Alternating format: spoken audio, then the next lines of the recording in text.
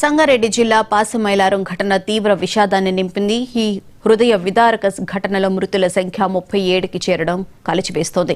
ఇంకా 35 మంది పరిస్థితి విషమంగా ఉంది. 27 మంది ఆచూకీ తెలియకపోవడం కుటుంబాల్లో ఆందోళన నింపుతోంది. ఈ విపత్తు ఎంతో మంది జీవితాలను తలకిందులు చేసింది. పాసమైలారం దుర్ఘటనలో మృతుల సంఖ్య క్రమంగా పెరుగుతోంది.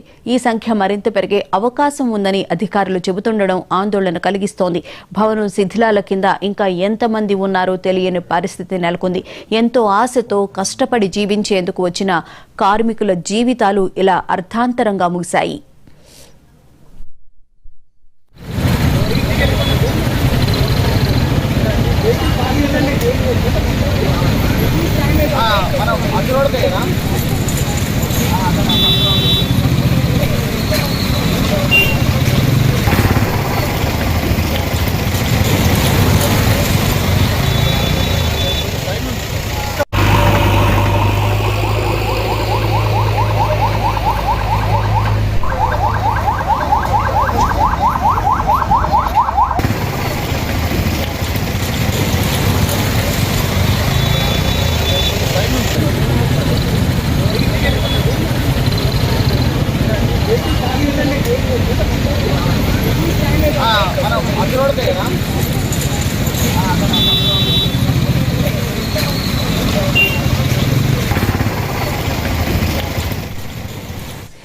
పాసమైలారంలో సంభవించిన ఈ ఘోర ప్రమాదం ఎందరో ప్రాణాలను బలికొంది.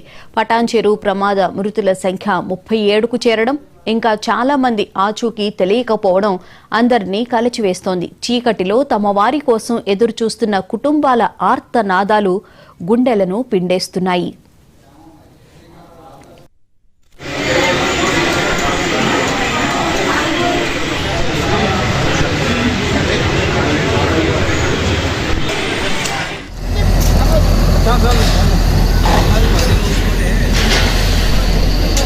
లోడ్ చేసినాక వెళ్ళండి ఇద్దరు ఒకటి పంపి వైట్ క్లాత్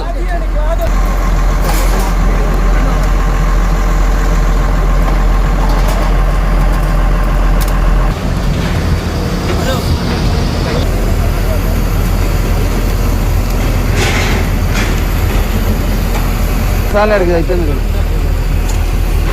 ఏముందా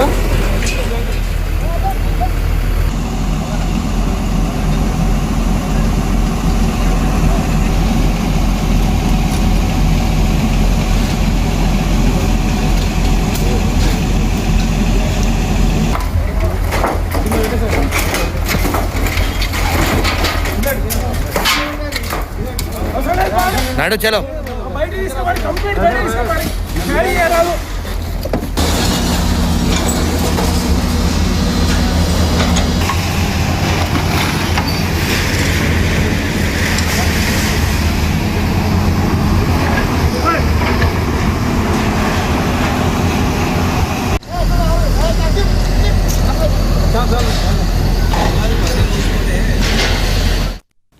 పారిశ్రామిక ప్రమాదాలు కేవలం ప్రాణ నష్టాన్ని, ఆస్తి నష్టాన్ని మాత్రమే కాకుండా ఎన్నో కుటుంబాలను ఛిద్రం చేస్తాయి. పాసమైలారం వంటి ఘటనలు ఎప్పటికప్పుడు పాఠాలు నేర్పుతున్నా ఇలాంటి ఘటనలు పునరావృతమవుతాయి. కొన్ని చేదు నిజాలను, ముఖ్యమైన పాఠాలను గుర్తు చేస్తున్నాయి.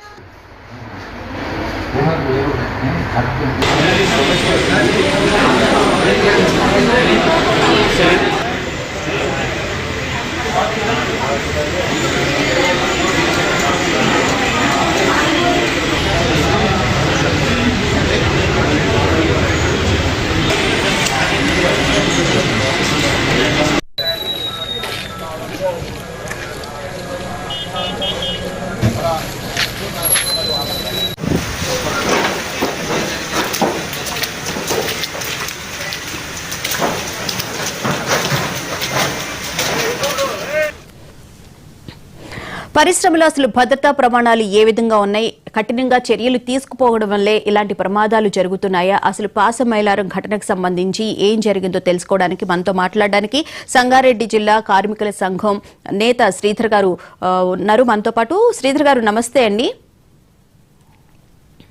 మేడం నమస్తే మేడం. శ్రీధర్ గారు, అసలు ముఖ్యంగా ఈ పాసమైలారానికి చెందిన సికాచి కంపెనీలో ఇంత ప్రమాదం జరగడానికి ప్రధాన కారణం ఏంటి? ప్రమాదాలు జరిగినప్పుడు వాళ్ళు ఎలాంటి చర్యలు తీసుకుంటున్నారు అసలు? మేడం ఇప్పుడు మీరు పాశమైలారం ఇన్సిడెంట్ చూసుకుంటే మేడం, దాదాపు పొద్దున నేను వెళ్ళి విజిట్ చేయడం జరిగింది.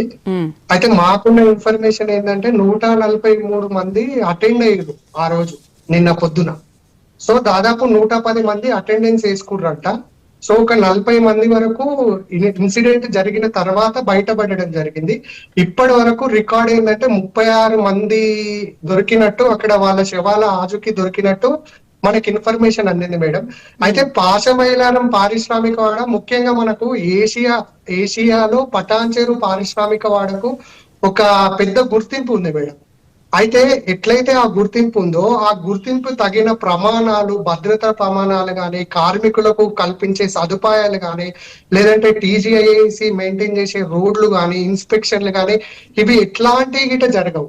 ఇప్పుడు మీరు చూసుకున్నారు మేడం, ఆ 36 మంది కానీ మిస్ అయిన వాళ్ళ దాంట్లో కానీ ఎక్కువ ఉత్తర భారతానికి సంబంధించిన బీహార్, ఛత్తీస్గఢ్, జార్ఖండ్, ఉత్తరప్రదేశ్ కి సంబంధించిన వాళ్ళే ఎక్కువ ఎంప్లాయీస్ ఉన్నారు. ఎందుకంటే వాళ్ళకి లాంగ్వేజ్ రాదు, వాళ్ళకి అరకొర జీతాలు ఇచ్చినా ఎట్లాంటి పని చెప్పినా చేస్తారు, వాళ్ళని అడిగేటోళ్ళు ఎవరు ఉండరు. కాబట్టి ఒకవేళ ఏదన్నా ఇట్లాంటి ప్రమాదాలు జరిగి చనిపోయినా ఈ కంపెనీ యాజమానాలు వాళ్ళకి ఎట్లాంటి కంపెన్సేషన్ ఇవ్వకుండా కొన్ని కంపెనీలు అయితే లోపలనే అంటే చనిపోయినది గిట బయటికి రానియకుండా, ఆ మీడియాకు స్ప్రెడ్ కానియకుండా, మాలాంటి సోషల్ యాక్టివిటీస్ కి వాళ్ళకి గిట తెలియకుండా లోపల కప్పిపుచ్చే ప్రయత్నాలు గిట చేస్తూ ఉంటాయి మేడం.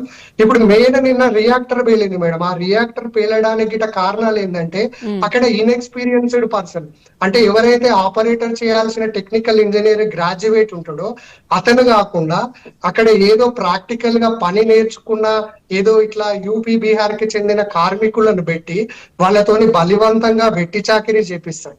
ఇలా కెమికల్ రియాక్షన్ అయినా ఆ రియాక్టర్ అనేది బ్లాస్ట్ అవుతుంది. లేదు అక్కడ టెంపరేచర్ అనేది ఎక్కువైపోయి సెన్సార్లు ఫెయిల్ అయిపోయినా, ప్రెషర్ ఎక్కువైపోయినా, లేదంటే ఏదైనా ఫార్ములా రాంగ్ గా అక్కడ మనము మిక్సీ చేసినా గానీ ఇట్లాంటి రియాక్టర్ బ్లాస్ట్ అయ్యి ప్రమాదం జరిగే అవకాశం ఉంటది మేడం. నిన్న జరిగిన ఏదైతే ప్రమాదం ఉందో అది ముమ్మాటి గీట కంపెనీ యాజమాన్య భద్రతా వైఫల్యమే. ఎందుకంటే మనము క్లియర్ కట్ గా గమనించవచ్చు, ఇవాళ ఆ పాశమైలారం పారిశ్రామిక వాడలో వందలాది కంపెనీలు ఉన్నాయి. టీజీఐసి ఎవరికి ల్యాండ్ అలాట్ చేస్తుందో గిట వాళ్ళకి క్లారిటీ ఉండదు. ఇవాళ కరెక్ట్ గా జూను ఇదే 2 సంవత్సరాల క్రితం ఆర్వి ఇంజనీరింగ్ అనే ఒక పరిశ్రమలో 4 రియాక్టర్ వేలి మరణించడం జరిగింది మేడం. ఆ కంపెనీ యజమాని పైన క్రిమినల్ కేసు రిజిస్టర్ చేసుకురు కానీ ఆయన పైన ఎట్లాంటి చర్యలు గిట్ట తీసుకోలేదన్నమాట. ఆయనను కస్టడీలో తీసుకోవడంలో యంత్రాంగం అనేది విఫలం అయిపోయింది. తర్వాత పొల్యూషన్ కంట్రోల్ బోర్డు వాళ్ళు ఇన్స్పెక్ట్ చేయరు, ఫ్యాక్టరీస్ డిపార్ట్మెంట్ వాళ్ళు వాళ్ళ పరిధి దాటి అసలు వాళ్ళు వ్యవహరించారు అనమాట. ఒక ఫైర్ సేఫ్టీ ఉండదు. అంత పెద్ద పారిశ్రామిక వాడ ఉన్నా అక్కడ కేవలం 3 ఫైర్ ఇంజన్లు మాత్రమే అవైలబుల్ ఉన్నాయి. ఇట్లాంటి పెద్ద ప్రమాదాలు జరిగినప్పుడు మరి కిలోమీటర్ల కొద్ది ఫైర్ ఇంజన్ ట్రావెల్ చేసి ఆ స్పేస్ కి ఎంటర్ అయ్యి ఆ ఏదైతే ఆ బ్లాస్ట్ జరిగిందో ఆ బ్లాస్ట్ ని అదుపులోకి తీసుకురావాలంటే గిట చాలా టైం పట్టే అవకాశం ఉంటుంది. ఇంకోటి ఏంటంటే మీకు అందుబాటులో ఒక 5-6 కిలోమీటర్లు దాటిన దాకా మీకు ఒక హాస్పిటల్, మంచి హాస్పిటల్ సదుపాయం గిట ఆ ఇండస్ట్రియల్ ఏరియాలో మనకు అందుబాటులో లేదు. ఇవన్నీ కారణాలు గిట మరి ఇంత మంది చనిపోవడానికి అక్కడ ఆస్కారం కనిపించింది మేడం. ఇంకోటి ఏంటంటే ఆ రియాక్టర్ పేలి కేవలం రియాక్టర్ వద్ద పనిచేసే వాళ్లకు ప్రమాదం జరిగి ఉంటే ఇంత నష్టం జరగకపోయేది. ఏదైతే అక్కడ 3-4 అంతస్తుల బిల్డింగ్ ఉందో ఆ బిల్డింగ్ మొత్తం కొలాప్స్ అవ్వడం వల్ల ఆ బిల్డింగ్ లో పనిచేసే కార్మికులందరికీ మరి ఆ దాంట్లో చిక్కుకొని ఇంత పెద్ద తీవ్రమైన ప్రమాదం సంభవించిందని చెప్పి మరి నేను కనుక్కున్న సమాచారాన్ని బట్టి నాకు తెలిసింది.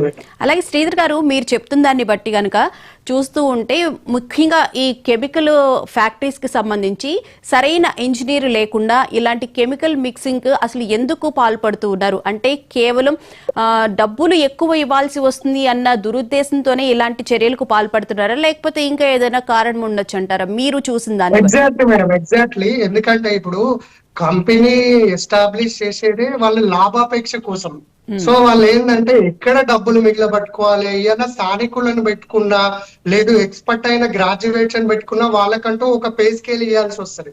బట్ వీళ్ళకి ఏంటంటే అరకొర జీతాలు ఇస్తారు. ఇంకోటి ఏంటంటే బ్యాచిలర్స్ ఎవరైతే బీహార్ నుండి యూపీ నుండి వస్తారో కొంతమందికి కంపెనీ పరిసర ప్రాంతాల్లోనే వీళ్ళే ఫుడ్ పెట్టి వీళ్ళే ఉండడానికి ఒక చోటు చూపించి వాళ్ళతోనే ఎట్లాంటి పరిమితులు లేకుండా ఇష్టం వచ్చిన పనులు చేసుకుంటారు మేడం. ఇంకోటి ఏంటంటే మేడం, మీకు ఇప్పుడు అంత పెద్ద పారిశ్రామిక వాడన ఫ్యాక్టరీస్ డిపార్ట్మెంట్ అనేది ఇన్స్పెక్షన్ చేయాలి. యాక్చువల్ గా రియాక్టర్ కి సంబంధించి ఒక 3 నెలలకు ఒకసారి మెయింటెనెన్స్, తర్వాత ప్రతి సంవత్సరానికి ఒకసారి గిట్ట దానికి సంబంధించిన ఆ సర్వీసింగ్ మెయింటెనెన్స్ అనేది చేయాలి మేడం. కానీ దానికి లక్షల రూపాయలు ఖర్చు అవుతుందనే ఉద్దేశంతో కంపెనీ యాజమాన్యులు ఏంటంటే దానికి ఎట్లాంటి మెయింటెనెన్స్ లేకుండా అట్లనే రన్ చేయడం వల్ల దానిపైన ఎక్కువ ప్రెషర్ పడి ఇట్లాంటి ప్రమాదాలు మనకు ఫ్రీక్వెంట్ గా జరుగుతూ ఉన్నాయి. దానికి ముఖ్య కారణం ఇదే మేడం. మెయిన్ ఏంటంటే వాళ్ళు ఎక్కడ రూపాయి మిగిలబట్టుకుందాము, ఎక్కడ మన లాభాన్ని పెంచుకుందాం అనే ఇంటెన్షన్ తోని కార్మికుల భద్రతను వాళ్ళు గాలికి వదిలేసారు. ఇవాళ 1948 ఫ్యాక్టరీస్ యాక్ట్ లా క్లియర్ గా ఉంది మేడం. ఫ్యాక్టరీస్ డిపార్ట్మెంట్ కి సంబంధించిన కన్సర్న్ అధికారులు ఖచ్చితంగా ఇన్స్పెక్షన్ చేయాలి. ఏదైతే మెయింటెనెన్స్ చేస్తారో ఆ మెయింటెనెన్స్ కి సంబంధించిన రిపోర్ట్ గిట ప్రతి సంవత్సరం గిట కంపెనీ డిపార్ట్మెంట్ కి వీళ్ళు హ్యాండ్ ఓవర్ చేయాలి. కానీ అధికారులు హ్యాండ్ ఓవర్ చేసుకోవడంలో ప్లస్ కంపెనీలు గిట ఆ మెయింటెనెన్స్ చేపియడంలో గిట పూర్తిగా విఫలమయ్యారు. ఇప్పుడు ఇట్లాంటి కంపెనీలలో ఏంటంటే ఈ మెయింటెనెన్స్ కి సంబంధించి గిట మిషనరీ అనేది కొంచెం ఫారెన్ కి సంబంధించిన మిషనరీ టెక్నీషియన్స్ గిట మన దగ్గర అందుబాటులో లేకపోవడం వల్ల విదేశాల నుండి పిలిపించుకొని చెక్ చేపియాలి. కాబట్టి వాళ్ళకి ప్రతి మెయింటెనెన్స్ కి ఫ్లైట్ ఛార్జీలు అని చెప్పి లేదంటే వాళ్ళకి ఇంకా దానికి సంబంధించిన మెయింటెనెన్స్ అంటే ఇక్కడ శ్రీధర్ గారు మెయింటెనెన్స్ కష్టం అవుతుందని చెప్పి వాళ్ళు ఇలా టెస్టులు చేయించకుండా కార్మికుల ప్రాణాలతో చెలగాటమాడుతున్నట్లే కదా. ఎంతమంది ప్రాణాలు ఇలా పోగొట్టుకోవాల్సి ఉంటుంది అసలు? ఎగ్జాక్ట్లీ అదే జరుగుతుంది మేడం. ఎందుకంటే మీరు ఇప్పుడు ప్రతి ఇన్సిడెంట్ లా మీకు లాస్ట్ టైం జరిగిన బొల్లారం గానీ ఆర్బీ ఇంజనీరింగ్ లో గానీ అంతకుముందు కరెక్ట్ 5 సంవత్సరాల క్రితం ఇదే పరిశ్రమల ఇట్లాంటిది జరిగిందని చెప్పి నిన్న మా లోకల్ ఎమ్మెల్యే గారి గిట్ట చెప్పడం జరిగింది. అంటే ఒకసారి ప్రమాదం జరిగినా వాళ్ళు దాని నుండి కొత్త గుణపాఠాలు నేర్చుకోవడం లేదు. ఎందుకంటే వాళ్ళు ఎంతసేపు ఆ మెయింటెనెన్స్ ఖర్చులు మిగిలబట్టుకొని ఇక్కడ ప్రభుత్వాన్ని కానీ అధికారులను కానీ మనం మ్యానిపులేట్ చేద్దాం, మేనేజ్ చేద్దాం అనే ఇంటెన్షన్ తోని వాళ్ళు ఆ కంపెనీలను కొనసాగిస్తున్నారు. కానీ వాళ్ళకి ఏ 1% గిట వాళ్ళకు కార్మికుల భద్రత పట్ల కానీ ప్రజల భద్రత పట్ల కానీ ప్రజల ప్రాణాలకు కానీ 1% గిట వాళ్ళు విలువ ఇవ్వట్లేదు మేడం. ఇలా మనం ఆర్టికల్ 21 రాజ్యాంగంలో ఫండమెంటల్ రైట్ ఆర్టికల్ 21 చూసుకుంటే మనకు రాజ్యాంగము జీవించే హక్కును కల్పించింది. ఇవాళ 1948 ఫ్యాక్టరీస్ డిపార్ట్మెంట్ లో గిట 41 సెక్షన్ ప్రకారం ఏంటంటే ఈ కంపెనీకి సంబంధించిన భద్రతకు సంబంధించి ప్రతిది గిట క్లియర్ గా 41 సెక్షన్ బి, 41 సెక్షన్ సి ఇవన్నీ క్లియర్ గా మనకు ఎక్స్ప్లెయిన్ చేస్తున్నాయి. కానీ కంప్లీట్ గా అక్కడ చట్టాన్ని వైలేషన్ చేసి మళ్ళా 1986 పొల్యూషన్ యాక్ట్ ను వైలేషన్ చేసి 1923 ఏదైతే కంపెన్సేషన్ మెయింటెనెన్స్ ఉందో కార్మికులు ఎవరన్నా ఇట్లా ప్రమాద బారిన పడి చనిపోతే వాళ్ళకి కంపెన్సేషన్ ఇవ్వాలని చెప్పి గిట చట్టంలో క్లియర్ గా ఉన్నా వాళ్ళు ఏదో తూతూ మంత్రంగా ఫ్యామిలీని పిలిపించి ఏదో బతిమలాడో భయపెట్టో మేనేజ్ చేసో ఒక 2 లక్షలు ఇస్తాం 5 లక్షలు ఇస్తాం మీరు గమ్మునూకోండి అని చెప్పి వాళ్ళు భాష తెలియని నార్త్ ఇండియా సిబ్బంది ఎవరైతే కార్మికులు ఉన్నారో వాళ్ళని మ్యానిపులేట్ చేసి ఈ విధంగా ఈ కంపెనీలను రన్ చేస్తున్నారు మేడం. ఇప్పటికైనా నేను ప్రభుత్వాన్ని కానీ కార్మిక శాఖ మంత్రిని వీళ్ళని అందరినీ కోరుకునేది ఏంటంటే జనావాసాలకు పాశమైలారం అనే ఇండస్ట్రియల్ ఏరియా చాలా దగ్గర ఉంది. మనకు అక్కడ చూసుకుంటే పాశమైలారం విలేజ్, క్యాసారం విలేజ్, ఇక్కడ ఇస్నాపూర్ విలేజ్ ఇవన్నీ చుట్టుముట్టు అయిపోయినాయి అన్నమాట. ఇంద్రకరణు ఇదంతా ఇప్పుడు నిన్న జరిగిన బ్లాస్ట్ వల్ల పాశమైలారానికి సంబంధించిన చాలా మంది ప్రజలు మాకేమైనా భూకంపం వచ్చిందా అని చెప్పి వాళ్ళు ఉలిక్కి పడ్డారంట. ఇవాళ నాకు తెలిసిన ఒక మిత్రుడు చెప్తా ఉన్నాడు, అంటే ఇట్లా అది బ్లాస్ట్ అయినప్పుడు మా ఇంట్లో ఉన్న విండోకి సంబంధించిన గ్లాసెస్ మొత్తం ఇట్లా ఊగిపోయినాయి అన్న, చాలా సౌండ్ వచ్చింది. అంటే జస్ట్ 5-6 కిలోమీటర్ల డిస్టెన్స్ లో ఉన్న గ్రామాల ప్రజలే అంత ఉలిక్కి పడితే మరి అక్కడ రియాక్టర్ పేలంగానే దాదాపు ఒక 100 ఫీట్ల పైనకు ఎగిరి పడ్డారు కార్మికులు. అంటే ఆ కంపెనీకి జరిగిన ఏదైతే ఆ ప్రమాదం ఉందో ఆ ప్రమాదం అనేది చుట్టుపక్కల కంపెనీలకు ఒకవేళ షిఫ్ట్ అయిన ఉంటే ఆ ప్రమాద తీవ్రత ఇంకా పెరిగేది మేడం.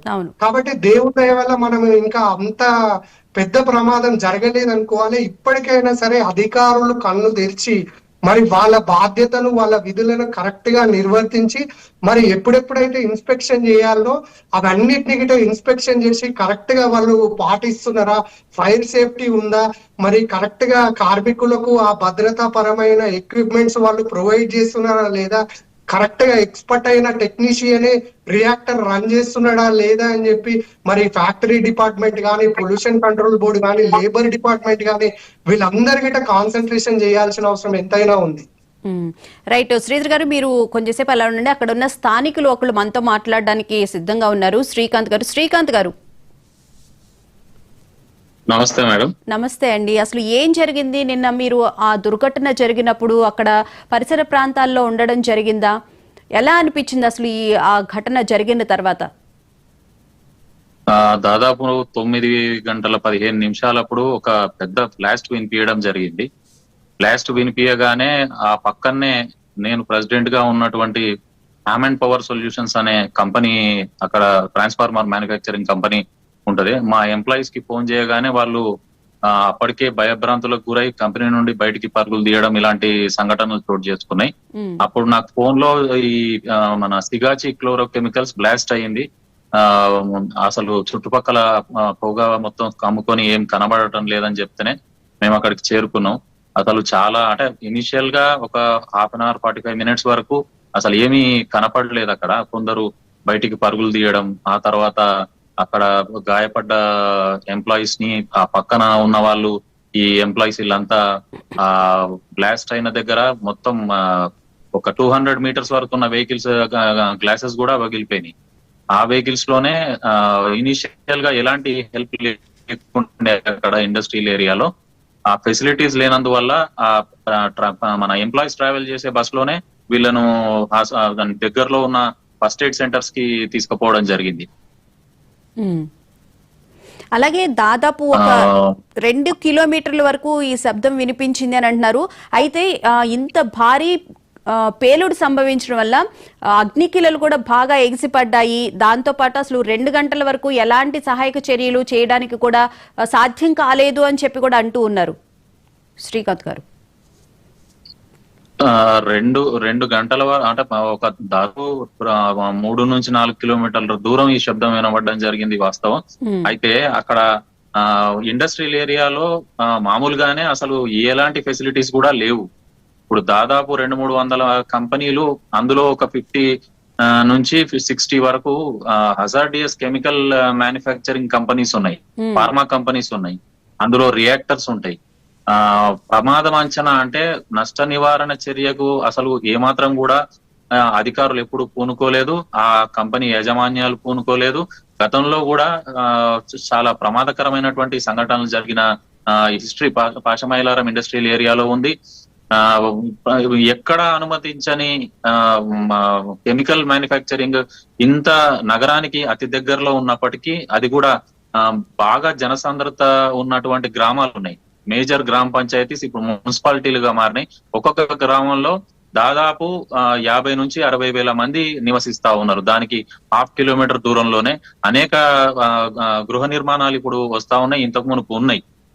ఇదన్నీ దృష్టిలో పెట్టుకొని కూడా ప్రజల ప్రాణాలతో చెలగాటం ఆడుతున్నారు అధికారులు, ఈ కంపెనీ యజమానులు. కేవలం వాళ్ళకు ఆ లాభాల కోసమే మెయింటెనెన్స్ చేయకుండా, ఆ టెక్నికల్ గా ఫిట్ లేని, ఆ టెక్నికల్ గా అనుభవం లేని కార్మికులను వాళ్ళు పెట్టుకోవడం, ఇట్లాంటి కకృతి పనులతోటి జనాల ప్రాణాల మీదకి తీసుకొస్తా ఉన్నారు. ఎన్నిసార్లు చిన్న చిన్న ప్రమాదాలు జరిగి స్థానికంగా ఉన్నటువంటి నాయకులు కావచ్చు, లేకపోతే ట్రేడ్ యూనియన్ నాయకులు కావచ్చు, ఆ పక్క కంపెనీలో కార్మికులు కావచ్చు, ఎంత పెద్ద ఎత్తున ఆందోళనలు చేయడానికి ప్రయత్నం చేసినా అది జరగగానే ఇమీడియట్ వాళ్ళు పోలీస్ డిపార్ట్మెంట్ అసిస్టెన్స్ తీసుకోవడం, వాళ్ళని తీసుకొచ్చి అడ్డు నిల్చోబెట్టడం, ఆ తర్వాత అక్కడ ఉన్న నాయకులను అక్కడ నుంచి పంపించే ప్రయత్నం చేయడం. అసలు సమస్యను పట్టించుకునే దాంట్లో ఎవరు ఇంతవరకు దృష్టి సారించలేరు. ఆ కంపెనీలకు లంచాలకు అలవాటు పడి ఇటు ఇన్స్పెక్టర్ ఆఫ్ ఫ్యాక్టరీస్ కావచ్చు, లేకపోతే పొల్యూషన్ కంట్రోల్ బోర్డు కావచ్చు, ఇండస్ట్రియల్ డిపార్ట్మెంట్, లేబర్ డిపార్ట్మెంట్ కనీసం ESIPFలు కట్టకుండా ఆ మైనర్ వాళ్ళతోటి ఇంత ప్రమాదకరమైన ప్రదేశాలల్లో వాళ్ళ కంపెనీల మ్యానుఫ్యాక్చరింగ్ దగ్గర పనిచేస్తున్నారు. అది ఎన్నిసార్లు కంప్లైంట్ చేసినా ఇంతవరకు ఎవరు కూడా దాన్ని ఆచరణలో పెట్టలే. ఇట్లాంటి ఏమన్నా ప్రమాదాలు జరిగినప్పుడు పెద్ద ఎత్తున ఫోర్స్ రావడం, అదే అంతా అయిపోయిన తర్వాత హడావిడి చేయడం, ఇది కేవలం వాళ్ళ దగ్గర కంపెనీ దగ్గర బేరసారాల కోసం అని చెప్పి స్థానికంగా అందరికీ తెలుసు. అటు మీడియా పరంగా ఎన్నిసార్లు ఎంత విమర్శ చేసినా వారి మీడియా వారి పైన లేకపోతే పోరాటం చేసే నాయకుల పైన బురద జల్లడం తప్పితే ఇట్లాంటి నష్ట నివారణకు తీసుకోవాల్సిన చర్యలు శూన్యం. పాసమైలారం ఘటన నిజంగా ఒక ఉదాహరణగా తీసుకోవాల్సిన అవసరం అయితే, ఎందుకంటే అక్కడ భద్రతా నియమాలు ఏమీ పాటించడం లేదు అని చెప్పి మనం ఇప్పుడు దాకా ఎవరితో అయితే మాట్లాడామో శ్రీకాంత్ గారు కానీ శ్రీధర్ గాని చెప్పిన విషయమే మనకు తెలుస్తుంది. ఎందుకంటే కార్మికులు వచ్చేసి పూర్తి స్థాయిలో శిక్షణ లేకుండా, ఎవరైతే నాలెడ్జ్ లేకుండా ఈ కెమికల్ మిక్సింగ్ కి సంబంధించి అవగాహన లేని వాళ్ళని అక్కడ కార్మికులు నియమించడం జరుగుతుంది. ముఖ్యంగా చూసుకుంటే కనుక ఈ ఫ్యాక్టరీలో అసలు ఏం జరుగుతుంది, అదొక మినీ ఇండియా అని చెప్పేటటువంటి పాసమైలారానికి సంబంధించి ఏం జరుగుతుందనే విషయాల గురించి మళ్ళీ ఒకసారి శ్రీధర్ గారితో మాట్లాడదాం. శ్రీధర్ గారు, ముఖ్యంగా చూసుకుంటే పాసమైలారాన్ని మినీ ఇండియా అని కూడా అంటారు. అక్కడ రకరకాల ఫ్యాక్టరీస్ ఉన్నాయి. అయినప్పటికీ కూడా అసలు మీరు చెప్తున్న దాన్ని బట్టి చూస్తే భద్రతాపరమైన చర్యలు, ఎటువంటి చర్యలు లేవనే అర్థమవుతుంది. పొల్యూషన్ కి సంబంధించి కానీ, హాస్పిటల్ ఫెసిలిటీస్ కానీ ఏమీ లేకుండానే అంత ఫ్యాక్టరీస్ ని వాళ్ళు రన్ చేయడాన్ని అసలు ప్రభుత్వం కూడా నిర్లక్ష్యం తీసుకుంటుందేమో అని చెప్పి అనుకోవాల్సి వస్తుంది. ఏమంటారు? మేడం 100% మేడం మీరు చెప్పింది. ఎందుకంటే ఇవాళ మీరు చూసుకుంటే మనకు గ్రీన్ ట్రిబ్యునల్ అనేది ఒక తీర్పు ఇచ్చింది మేడం. దాదాపు 180 కోట్లతోని ఒక సూపర్ స్పెషాలిటీ హాస్పిటల్ అనేది అండర్ కన్స్ట్రక్షన్ లో ఉంది. ఆల్మోస్ట్ కన్స్ట్రక్షన్ గిట్ట ఫినిష్ అయిపోయింది. అంటే CSR ఫండ్ రాష్ట్ర ప్రభుత్వ వాటాతోని పటంచెర్లో ఒక హాస్పిటల్ కన్స్ట్రక్షన్ చేస్తున్నారు. అది ఎందుకంటే CSR ఫండ్ అనేది ప్రాఫిట్ లో ఒక 2% ఎంతైతే ఉంటుందో అది ప్రతి కంపెనీ గిట కార్పొరేట్ సోషల్ రెస్పాన్సిబిలిటీ కింద మనకు పే చేయాల్సి ఉంటది. ఇవాళ అదే CSR ఫండ్ పెట్టి ఆ దగ్గర ఒక 50 పడకల ఆసుపత్రి గాని, ఒక 100 పడకల ఆసుపత్రి గాని, ఆ ఇండస్ట్రియల్ ఏరియాస్ ఏవైతే పాసమైలారం ఉందో పాసమైలారం గాని, లేదంటే బొల్లారం, ఇట్లా ఫ్రీక్వెంట్ గా కార్మికులు ఎక్కువ ఎక్కడైతే పనిచేస్తారో అక్కడ కన్స్ట్రక్షన్ చేస్తే బాగుంటది. ఇంకొకటి మేడం, మీరు ఇప్పుడు అక్కడ చూసుకున్నట్టయితే అగ్నిమాపక కేంద్రం అనేది జస్ట్ నాకు తెలిసిన సమాచారం సబ్జెక్ట్ టు కరెక్షన్ ఒక 3 మాత్రమే ఫైర్ ఇంజన్లు అవైలబుల్ ఉన్నాయని చెప్పి నేను వినడం జరిగింది. ఇలా దాదాపు 150 నుండి 200 కంపెనీలు ఉన్న దగ్గర నిత్యం ఏదో ఒక ప్రమాదం జరిగే ఆస్కారం ఉంటది. మరి అట్లాంటి ప్లేస్ లో 3 మాత్రమే ఫైర్ ఇంజన్లు ఏ మేరకు పనిచేస్తాయి? ఇవాళ ఈ ఇన్సిడెంటే కాదు, మీకు నేను ఇంతకు ముందు చెప్పిన ఒకటి RV ఇంజనీరింగ్ అని చెప్పి, RV ఇంజనీరింగ్ అనే పరిశ్రమలో ఇట్లనే రియాక్టర్ బ్లాస్ట్ అయిపోతే అక్కడ ఉన్న కార్మికులను మళ్ళీ ట్రాలీ ఆటో, ఏదైతే ఒక ట్రాలీ ఆటో ఉంటుందో ఆ ట్రాలీ ఆటోలో హాస్పిటల్ కి తరలించారు మేడం. కరెక్ట్ గా ఒక 5-6 ఇయర్స్ బ్యాక్ మనకు ఒకటి టైర్, రబ్బర్ టైర్లకు సంబంధించిన ఫ్యాక్టరీల గిట ఇట్లనే రియాక్టర్ అక్కడ గిట వాళ్ళను వీళ్ళు ట్రాలీ ఆటో ఉంటుందో ట్రాలీ ఆటోలో వాళ్ళు హాస్పిటల్ కి తరలించడం జరిగింది మేడం. అంటే ఒక కంపెనీకి మినిమం ఏదైతే ఎక్విప్మెంట్స్ అవైలబుల్ ఉండాలో అట్లాంటి ఒక అంబులెన్స్ కానీ, లేదంటే ఎమర్జెన్సీగా వాళ్ళు ఏదైనా ప్రమాదం జరిగినప్పుడు వెంటనే స్పందించడానికి మరి ఒక మనం ఏదైతే ఈ CO2 యూజ్ చేస్తామో అట్లాంటిది కానీ, లేదంటే ఒక ఫైర్ కి సంబంధించి ఇవాళ ఏ పెద్ద ఫంక్షన్ హాల్ కట్టినా, ఏ షాపింగ్ కాంప్లెక్స్ కట్టినా మన ఫైర్ డిపార్ట్మెంట్ ఏదైతే అప్రూవల్ అనేది మ్యాండేటరీ అన్నమాట. ఇలా మనం షాపింగ్ కాంప్లెక్స్ గట్టే చూస్తూ ఉంటాం, ఎక్కడైనా ఒక ఫైర్ అలారం ఉంటది. పైపులు, ఫైర్ కి సంబంధించిన ఆ పైపులు ఏవైతే వాటర్ పైపులు ఉంటాయో ఆ వాటర్ పైపులు గిట మొత్తము చేసిన తర్వాతనే మనకు GHMC అప్రూవల్ ఇవ్వడం జరుగుతుంది. మరి అట్లాంటి షాపింగ్ కాంప్లెక్స్ విషయంలోనే అంత జాగ్రత్త తీసుకున్నప్పుడు ప్రమాదకరమైన రసాయనాలు తయారు చేసే ఈ కంపెనీల విషయంలో ఎందుకు ప్రభుత్వం గాని అధికారులు గాని నిమ్మకు నీరెత్తినట్టు ఉంటున్నారు?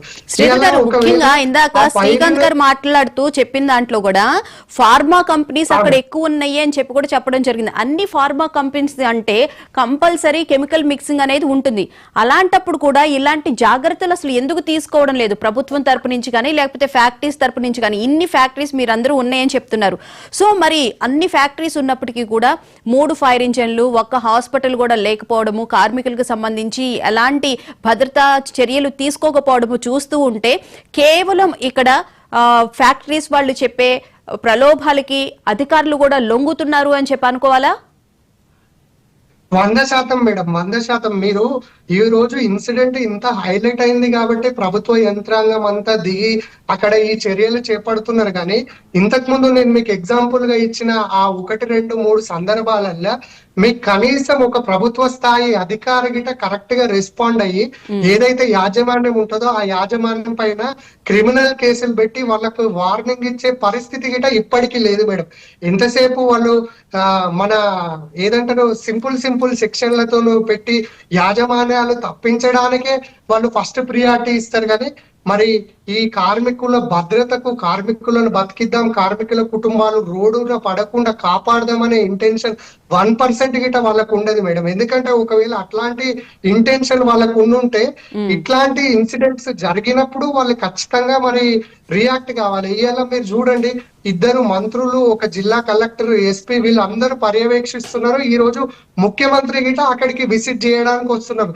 కానీ ఇదేంటంటే కంటి తూర్పు చర్యగా మారి ఇప్పటి పూర్తికి ఏదో మీడియాలో వచ్చింది కాబట్టి ప్రైమ్ మినిస్టర్, ప్రతిపక్ష నేత వీళ్ళందరూ రెస్పాండ్ అయ్యారు కాబట్టి మనం పోకపోతే బాగుండదు అని కాకుండా ఇప్పటికైనా ఇట్లాంటి ప్రమాదాల పైన ఒకటి కంప్లీట్ గా ఒక టాస్క్ ఫోర్స్ టీమ్ ని రాష్ట్ర ప్రభుత్వం ఏర్పాటు చేసి రాష్ట్రంలో ఉన్నటువంటి ప్రతి కంపెనీని గిట క్షుణ్ణంగా వాళ్ళు పరిశీలించి ఆ టాస్క్ ఫోర్స్ డిపార్ట్మెంట్ ఏదైతే టాస్క్ ఫోర్స్ ఉంటుందో వాళ్ళు ఇచ్చిన రిపోర్ట్ ని గవర్నమెంట్ సీరియస్ గా తీసుకొని కంపెనీలకు వార్నింగ్ ఇచ్చి ఎవరైతే ఈ వైలేషన్ చేస్తారో వాళ్ళ పైన ఉక్కు మాదం మోపగలిగితేనే రేపన్నటి రోజు ఈ కార్మికులు బతికే అవకాశం ఉంటది మేడం.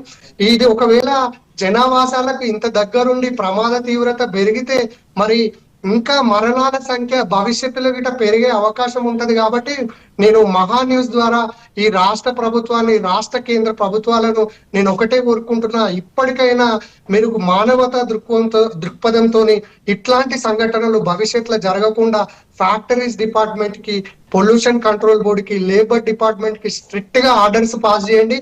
ఒక టాస్క్ ఫోర్స్ ను ఏర్పాటు చేయండి.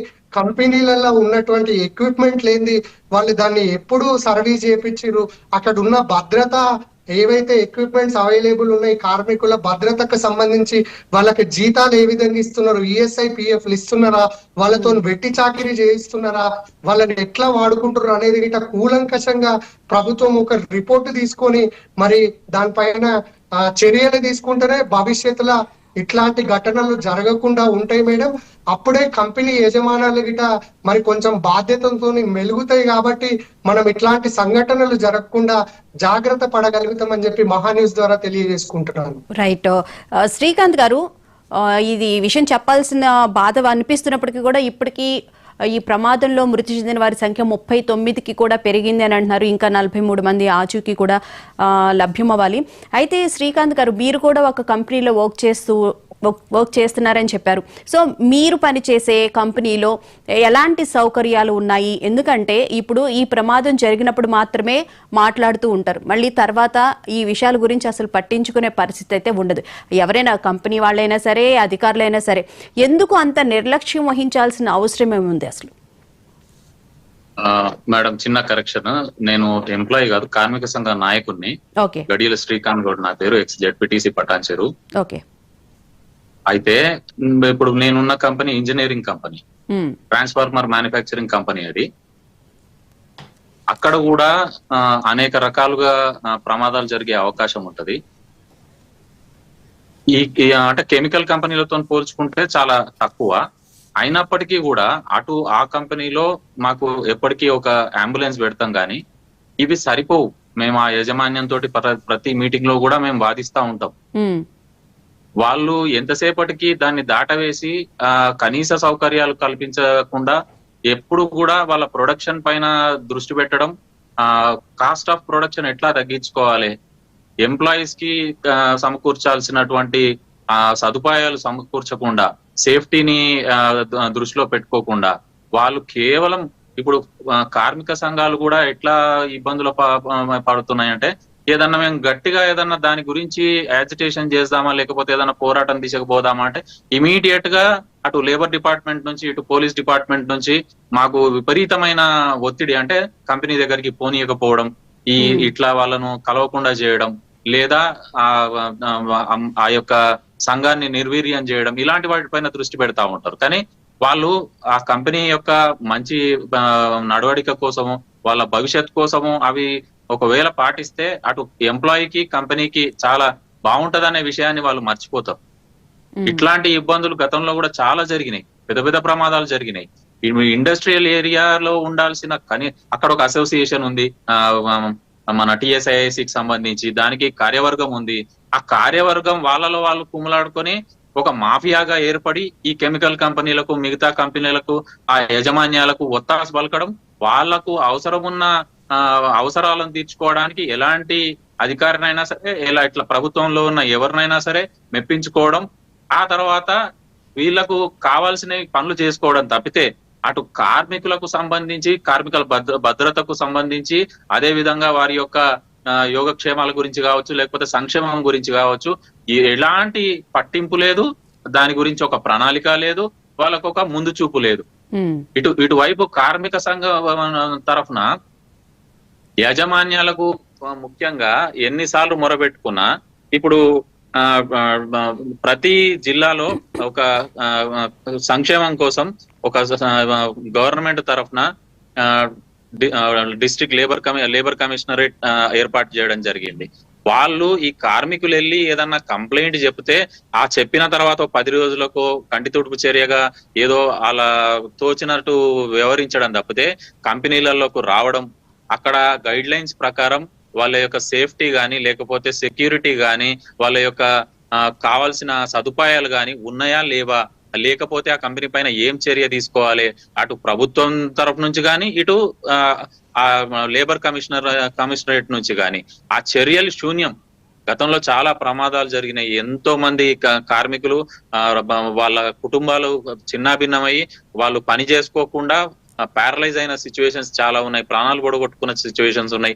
నిన్న ఎంత ఘోరం అంటే అంత పెద్ద బ్లాస్ట్ జరిగి భయానకమైన పరిస్థితులల్లా ఆ కంపెనీలో చుట్టూ ఒక ఎంత భయంకర వాతావరణం ఉంటే అక్కడికి 2-3 గంటల తర్వాత చేరుకున్నటువంటి వీళ్ళందరూ కూడా ఆ కుటుంబ సభ్యులు పొద్దుటి నుంచి సాయంత్రం దాకా, కొందరైతే ఇప్పటి వరకు కూడా వాళ్ళ కుటుంబ సభ్యులకు అసలు ఏం జరిగింది, వాళ్ళు ఉన్నారా లేరా, వాళ్ళు అసలు హాస్పిటల్లో ఉన్నారా, లేకపోతే చనిపోయిన దాంట్లో ఉన్నారా, ఆ కనీసం ఇన్ఫర్మేషన్ ఇవ్వడానికి కూడా అటు రెవెన్యూ యంత్రాంగం కావచ్చు, ఆ లేబర్ డిపార్ట్మెంట్ కావచ్చు, కంపెనీ యాజమాన్యం కావచ్చు, పోలీస్ డిపార్ట్మెంట్ కావచ్చు, ఎలాంటి చర్యలు తీసుకోకపోవడం చాలా బాధాకరం.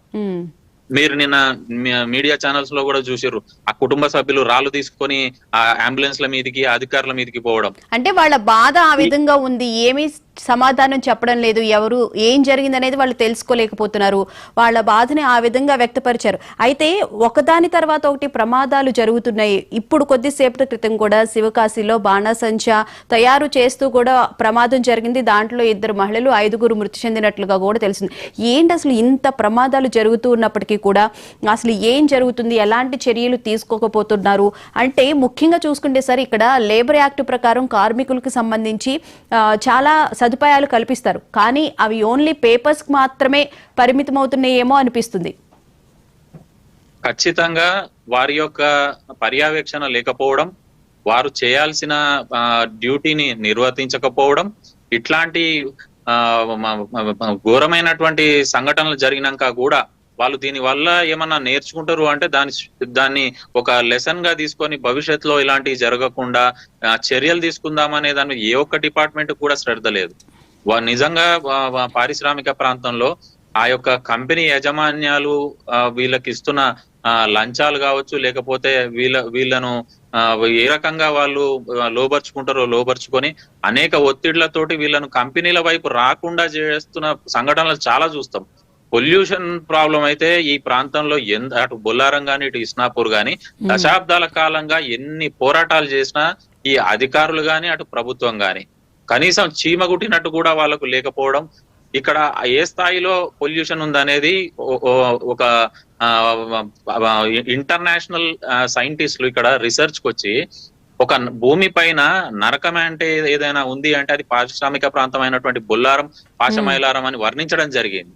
ఇంత ఇంత నీచంగా వర్ణించినాక కూడా ఇక్కడ అధికారులకు గాని లేకపోతే ఆ ప్రభుత్వానికి గాని కనీసం దునపోతుపైన వానపడ చందాన ఇవి నడుస్తా ఉన్నాయి. నిన్ను కూడా చాలా కెమికల్ స్మెల్ అదంతా కూడా వచ్చి ఇప్పటికి కూడా ఆ స్మెల్ ప్రభావం ఇంకా అక్కడే ఉంది అని చెప్పి కూడా అంటూ ఉన్నారు. స్థానికంగా చాలా ఇబ్బందులు ఎదుర్కొంటున్నామని చెప్పి కూడా ఉదయం మేము తీసుకున్నప్పుడు కూడా కొంతమంది చెప్పడం జరిగింది. వాళ్ళు చెప్పడం ఇది స్ప్రే డ్రైయర్ పేలింది అని చెప్తా ఉన్నారు. ఎందుకంటే సెల్యులోజ్ కంపెనీస్ లో ఈ స్ప్రే డ్రైయర్స్ ఉంటాయి ఆ సెల్యులోజ్ లో మాయిశ్చర్ తీయడానికి. అక్కడ నిన్న మేము కంపెనీలో కూడా వెళ్ళడం జరిగింది. ఆ ప్రమాద స్థలాన్ని కూడా పరిశీలించడం జరిగింది. ఆ శవాలు చనిపోయిన వారి పరిస్థితులు చూస్తే అసలు అప్పటికి ఇంకా ఆ కూలిన భవనాన్ని శిథిలాలు తీయలేదు ఇంకా. అయితే ఆ యాష్ గాని లేకపోతే ఆ స్మెల్ గాని ఆ స్మెల్ రావడానికి అవకాశమే లేదు. కానీ విపరీతమైనటువంటి కెమికల్ స్మెల్ వస్తా ఉంది అంటే ఇక్కడ ఇంకొక అనుమానం కూడా రేకెత్తా ఉన్నది అందరి దాంట్లో. ఏంటంటే ఆ సెల్యులోజే మ్యానుఫ్యాక్చర్ చేస్తున్నారా లేకపోతే సెల్యులోజ్ పేరు పైన ఇంకేదైనా కెమికల్ మ్యానుఫ్యాక్చర్ చేస్తున్నారా? ఎందుకంటే ఆ సెల్యులోజ్ తోటి ఇంత పెద్ద ప్రమాదం జరిగే అవకాశం లేదు. అట్లాంటి ఏదన్నా ప్రమాదకరమైనటువంటి కెమికల్ ఏదన్నా మ్యానుఫ్యాక్చర్, ఎందుకంటే పారిశ్రామిక ప్రాంతంలో ఇట్లాంటి తరచుగా జరుగుతా ఉన్నాయి. వాళ్ళు పేరు ఒకటి పెట్టుకుంటారు, మ్యానుఫ్యాక్చర్ చేసేది ఏదన్నా బ్యాన్ చేసినటువంటి లేకపోతే నియంత్రించేటువంటి కెమికల్ ను వాళ్ళు ఎక్కువ లాభాల కోసం ఎవరికి తెలియకుండా మ్యానుఫ్యాక్చర్ చేయడం, ఏదన్నా ప్రమాదం జరిగినప్పుడు మాత్రమే ఇట్లాంటి బయటపడి వాళ్ళపైన చర్యలు తీసుకోవడం. తర్వాత ఎన్నోసార్లు ఈ డ్రగ్స్ మ్యానుఫ్యాక్చరింగ్ చేసి దొరికిన సంఘటనలు కూడా పాశమైలారం ఇండస్ట్రియల్ ఏరియాలో ఉన్నాయి. ఇవన్నీ గమనిస్తా ఉంటే నిన్న జరిగిన బ్లాస్ట్ కూడా దీనిపైన సమగ్రంగా విచారణ జరిపించాల్సిన అవసరం ఉన్నది. అసలు 150 నుంచి 160 మంది అక్కడికి కంపెనీలో షిఫ్ట్ లో వెళ్ళడం జరిగింది, స్టాఫ్ ప్లస్ ఎంప్లాయీస్. నిన్న మధ్యాహ్నం వరకు అటు పోలీసు యంత్రాంగం గానీ రెవెన్యూ యంత్రాంగం గానీ వాళ్ళ నంబర్ డిస్క్లోజ్ చేయకుండా ఎంత నాటకం ఆడిర్రు అంటే 50 మంది ఉన్నారు 60 మంది ఉన్నారు అని చెప్పి అందరికి చెప్పడం జరిగింది. ఇట్లా 50-60 మంది అనేసరికి ఆ కార్మిక కుటుంబాల్లో అనేకమైనటువంటి ఆందోళన స్టార్ట్ అయిపోయింది. వీళ్ళు 50-60 అంటున్నారు, లోపలికి షిఫ్ట్ కి పోయింది అసలు 130 మంది. అసలు వీళ్ళు ఎందుకు దాయడానికి ప్రయత్నిస్తా ఉన్నారు, అసలు వాళ్ళ పరిస్థితి ఏంది అనేది అసలు అయోమయ పరిస్థితి. నిన్న 6 మంది 8 మంది అని ఈ రోజు వాళ్ళకి తెలిసినాక కూడా చెప్పకుండా చేయకుండా అంబులెన్స్లలో దొంగచాటుగా పంపించేస్తూ ఇది ఎవరిని మెప్పించడానికి పనిచేస్తా ఉన్నారు? అధికారులు ఎవరి కోసం పనిచేయాలి? ఉన్న యంత్రాంగం అసలు ఎందుకు ఏర్పాటు చేయడం జరిగింది?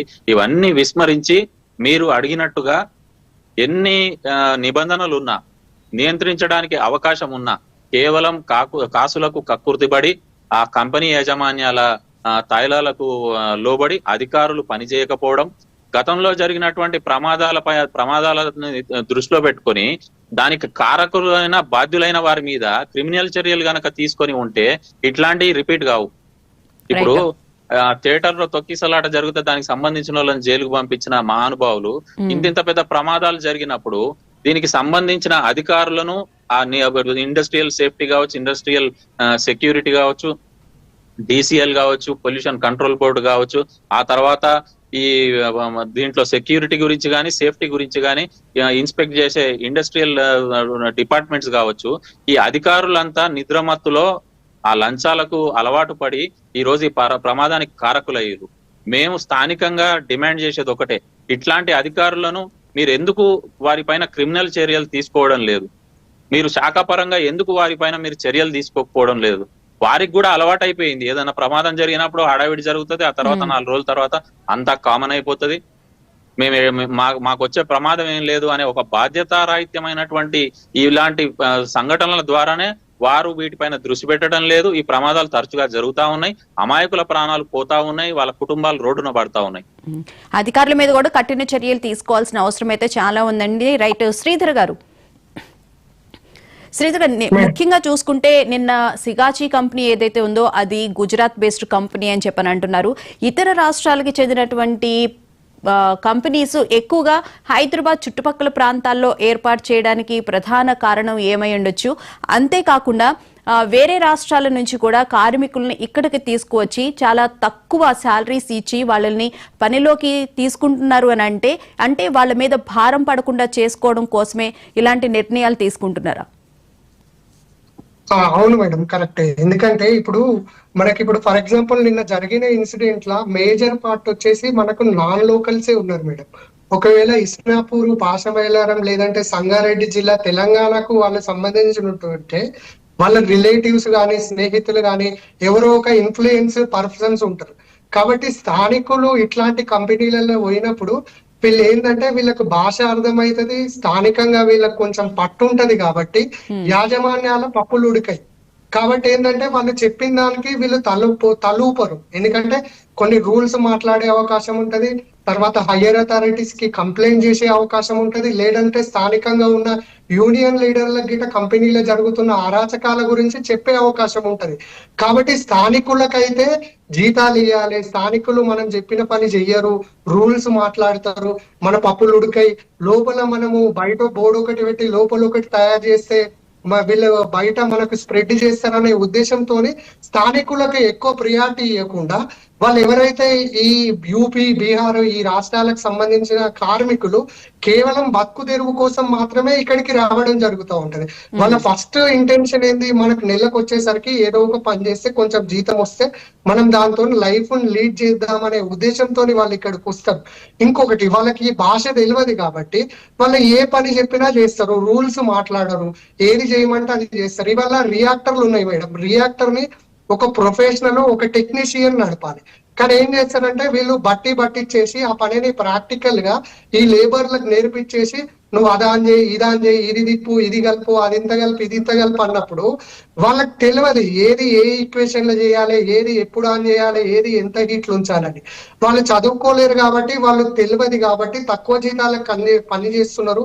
పని ఒత్తిడి ఉంటది, 8 గంటలు 15 గంటలు అవసరమైతే 24 గంటల గిట్ట పనిచేసే అవకాశం ఉంటది. కాబట్టి ఆ ఒత్తిడికి లోనయ్యో నిద్ర మత్తుల్లో ఇట్లాంటి ఏదైతే ఈ ఆపరేట్ చేస్తారో కంపెనీలలో అప్పుడు ఇట్లాంటి బ్లాస్టులు ఎక్కువ జరిగే ప్రమాదం ఉంటుంది.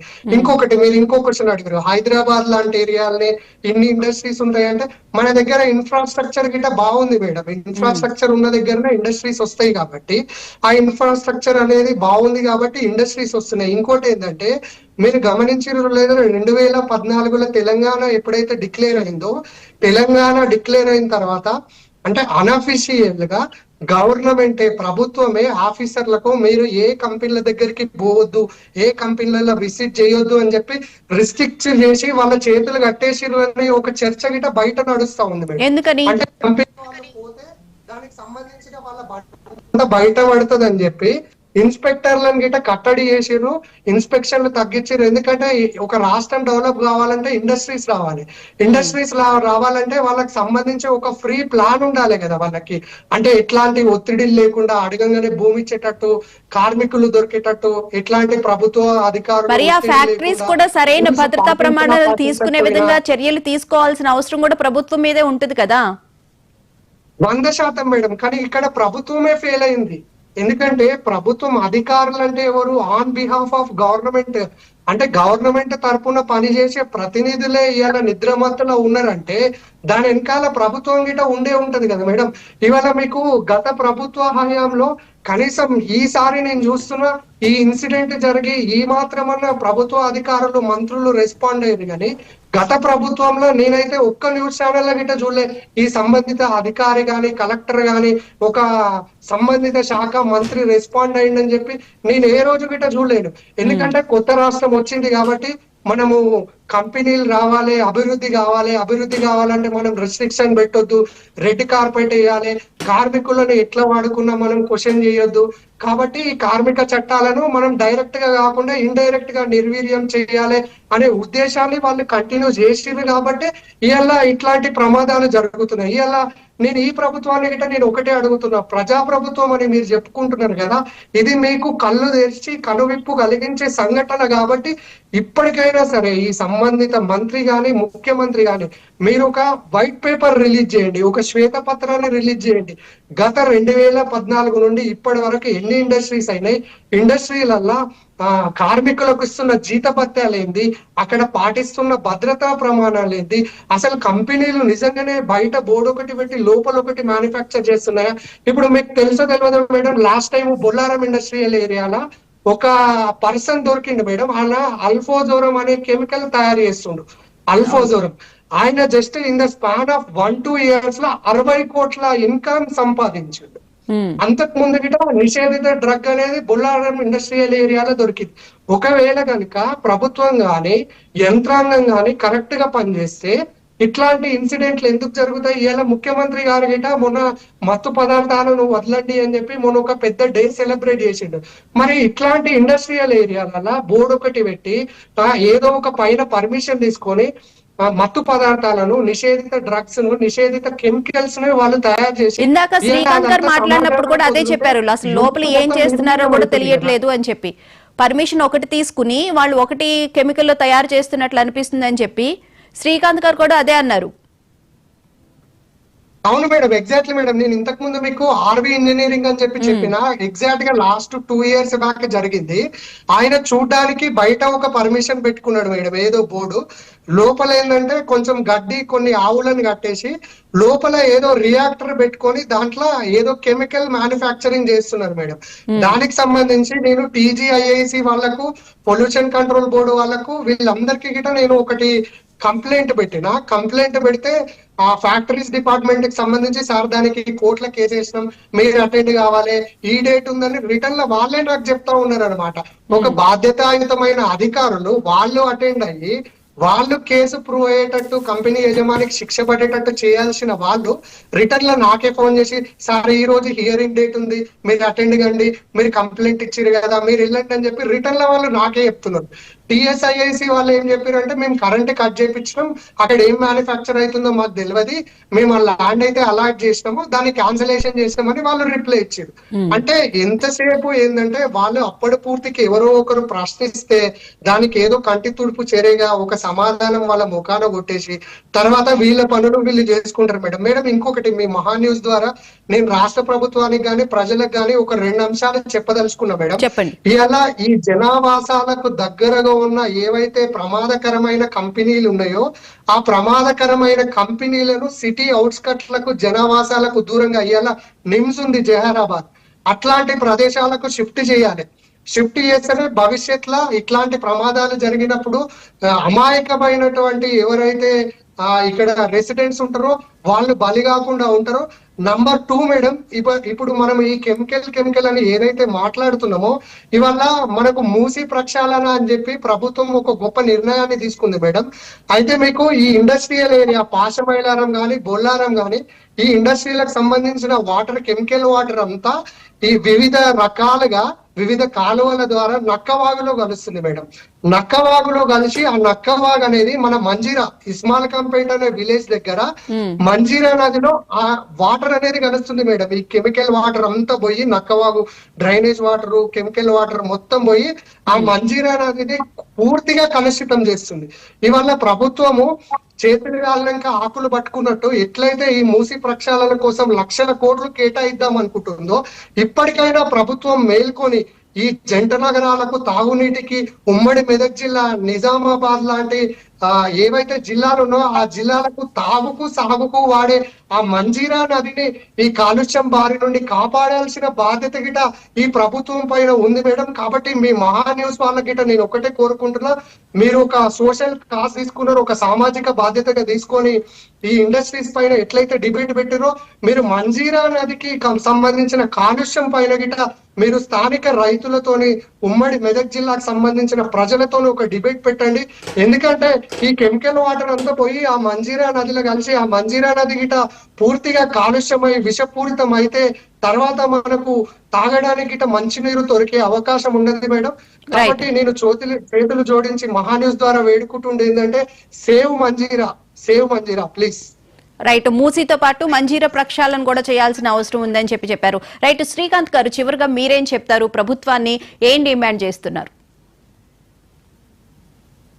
నిన్న జరిగినటువంటి ఈ భయానక సంఘటనలో చనిపోయిన వారికి ఖచ్చితంగా ప్రభుత్వం బాధ్యత తీసుకొని ఒక్కొక్కరికి ₹1 ఎక్స్గ్రేష్ అయ్యాలని చెప్పి నిన్న మేము అక్కడ డిమాండ్ చేయడం జరిగింది. అదే విధంగా తీవ్రంగా గాయపడ్డ వారికి 50 లక్షల చొప్పున ఇవ్వాలని చెప్పి డిమాండ్ చేసినాం. ఇది ఆ చనిపోయిన వారి యొక్క కుటుంబాల సంక్షేమం గురించి. ఎందుకంటే ఆ కుటుంబాన్ని ముందుకు తీసుకుపోయే కుటుంబ పెద్ద ఈ రోజు వారికి లేకుండా పోయిండు కాబట్టి ఆ తర్వాత ఖచ్చితంగా ఈ పారిశ్రామిక ప్రాంతంలో అనేకమైనటువంటి ప్రమాదకరమైన ఇండస్ట్రీస్ ఉన్నాయి, కెమికల్ ఇండస్ట్రీస్. ఒక ఇంజనీరింగ్ కంపెనీ వల్ల ఆ కంపెనీలో ఉన్న కార్మికులకు మాత్రమే ప్రమాదం జరుగుతుంది. అక్కడ ఏదైనా ప్రమాదం జరిగితే ఆ పెద్ద పెద్ద క్రెయిన్లు కానీ లేకపోతే వాళ్ళు తయారు చేస్తున్నటువంటి ఆ జాబ్స్ కానీ అవి కొన్ని టన్నుల వెయిట్ ఉంటాయి, అవి పడితే అక్కడ ఉన్న కార్మికులకు ప్రమాదం జరుగుతుంది. కానీ ఈ కెమికల్ కంపెనీస్ ఏవైతే ఉన్నాయో వీటిల్లో ప్రమాదం జరిగినప్పుడు ఆ పరిమితం అనేది అంచనా వేయలేం. అది చిన్న ప్రమాదం అయితే కంపెనీ పరిసరాలు, పెద్ద ప్రమాదం అయితే ఆ చుట్టుపక్కల గ్రామాల వాళ్ళకు కూడా ఆ ప్రమాదం జరిగే అవకాశం ఉన్నది. ఇది దేని దృష్టిలో పెట్టుకొని చెప్తా ఉన్నాము అంటే ఆల్రెడీ ఒక 2-3 దశాబ్దాలుగా ఈ ప్రాంతం అంతా కూడా ఈ అటు పాషామైలారం అదే విధంగా బొల్లారం ఈ ఒక 30 కిలోమీటర్స్ రేడియస్ లో అటు భూగర్భ జలాలు గాని వాయు కాలుష్యము విపరీతంగా పెరిగిపోయి అనేకమైనటువంటి హెల్త్ సంబంధించినటువంటి ఇష్యూస్, కొత్త కొత్త జబ్బులు, అసలు డాక్టర్లు గుర్తుపట్టలేని, అటు టెస్ట్లకు దొరకనిటువంటి విచిత్రమైనటువంటి రోగాలకు అటు చిన్న పిల్లలు గాని, గర్భిణీ స్త్రీలు గాని, అటు వయసు మళ్ళిన పెద్దలు గాని, యువకులు గాని, ఇట్లా ఒక వయసు తారతమ్యం లేకుండా, లింగభేదం లేకుండా అనేకమైనటువంటి రోగాల బారిన పడతా ఉన్నారు కేవలం ఈ పొల్యూషన్ ద్వారా. ఇప్పుడు మనము గతంలో అటు భోపాల్ గ్యాస్ ట్రాజడీ కావచ్చు, అదే విధంగా మన విశాఖపట్నంలో జరిగినటువంటి గ్యాస్ లీకేజ్ ట్రాజడీ కావచ్చు, ఇట్లాంటి మనం చూసినాక కూడా మనం పటాన్చెరువును పాషామైలారం పారిశ్రామిక ప్రాంతాన్ని, అదే రకంగా బొల్లారం పారిశ్రామిక ప్రాంతాన్ని ఏ చిన్న దిద్దుబాటు చర్య గాని లేకపోతే భవిష్యత్తులో ఇలాంటివి జరిగితే వాటిని ఎట్లా ఎదుర్కోవాలనే ఒక చిన్న ఆలోచన కూడా లేకపోవడం దురదృష్టకరం, బాధాకరం. నేను ముఖ్యంగా డిమాండ్ చేసేది ఇటు పారిశ్రామిక ప్రాంతంలో, పటాన్చెరు పారిశ్రామిక ప్రాంతంలో ఉన్నటువంటి ఈ కెమికల్ కంపెనీలకు ప్రతి 15 రోజులకోసారి అన్ని శాఖలు ఇప్పుడు ఏవైతే లోపాల ద్వారా ఈ ప్రమాదం జరిగిందో ఆ శాఖలన్నీ కూడా కంటిన్యూస్ గా వాటిని పర్యవేక్షించడం. అసలు నిన్న ప్రమాదం జరిగిన కంపెనీల్లో అక్కడ కార్మికులు చెప్పడం ఆ డ్రైయర్ ఏదైతే ఉందో అది ఎప్పుడో 20 సంవత్సరాల కింద సెకండ్ హ్యాండ్ లో తీసుకొచ్చింది. దాంతో పాటు అసలు ఆ డబ్బులు అయితే అని చెప్పి ఏమాత్రం కూడా మెయింటెనెన్స్ వైపుకు అసలు ఆలోచన చేయకపోవడం, అన్ని కూడా శిథిలావస్థకు చేరుకోవడం, ఇంక్లూడింగ్ బిల్డింగ్. దాని ఎప్పుడో 35 సంవత్సరాల కింద కట్టిన ఆ 4 అంతస్తుల భవనం ఈ రోజు ఆ ప్రమాదానికి కారణమైంది. ఈ పాపం ఎవరిది? ఇటు ప్రభుత్వానిది, అటు అధికారులది. అందుకనే మేము ముఖ్యంగా డిమాండ్ చేసేది ఇప్పటికైనా సరే కళ్ళు తెరిచి అటు ప్రభుత్వం, అధికారులు, ఆ తర్వాత యాజమాన్యాలు, ఆ వలస కార్మికులు కావచ్చు, స్థానికంగా ఉండే కార్మికులు కావచ్చు, వాళ్ళ జీవితాలతో చెలగాటమాడొద్దు. మీరు ప్రొడక్షన్ కాస్ట్ తగ్గించుకోవడానికి వాళ్ళ ప్రాణాలను పణంగా పెట్టి మీరు ఈరోజు చేస్తున్నది రాక్షసత్వం. అది నియంత్రించడానికి తగు చర్యలు ప్రభుత్వం తీసుకోవాలని డిమాండ్ చేస్తా ఉన్నాం. బాధ్యులను ఖచ్చితంగా క్రిమినల్ చర్యల సెక్షన్ల ద్వారా శిక్షించాలని చెప్పి, ఇలాంటి పునరావృతం కాకుండా ఉండాలంటే ఖచ్చితంగా వీరందరికీ అదొకటే మార్గం అని చెప్పి తెలియజేస్తా ఉన్నాం. Right, thank you so much Srikanth garu, thank you so much Sridhar garu. ఏది ఏమైనప్పటికీ పాషామైలారం ఘటన అనేది దురదృష్టకరం. ఇప్పుడు ఆ బాధితుల్ని పరామర్శించడానికి కూడా ముఖ్యమంత్రి రేవంత్ రెడ్డి గారు అక్కడికి వెళ్లడం జరిగింది.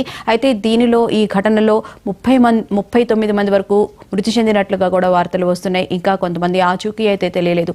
దీని మీద కఠిన చర్యలు తీసుకోవాల్సిన అవసరం ఉంది కంపెనీకి సంబంధించి అని కూడా ఇప్పటి వరకు ఎవరైతే మాట్లాడారో కార్మిక సంఘం నేతలు అయితే ప్రధానంగా డిమాండ్ చేస్తున్నారు. ఇది వాళ్ళ ప్రత్యేక చర్చ. చూస్తూనే ఉండండి మహా న్యూస్.